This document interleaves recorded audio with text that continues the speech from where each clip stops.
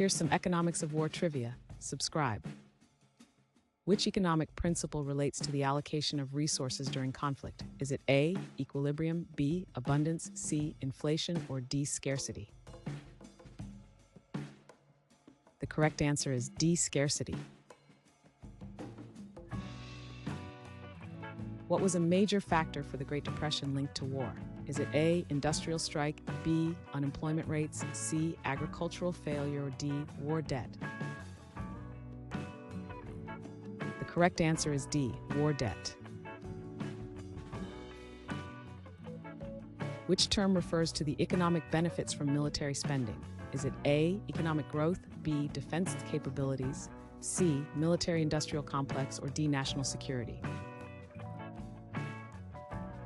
The correct answer is C, military-industrial complex. Which war significantly altered international trade policies? Is it A, Korean War, B, Cold War, C, Vietnam War, or D, Gulf War?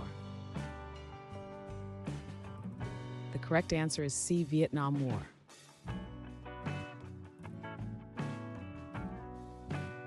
Thanks for watching.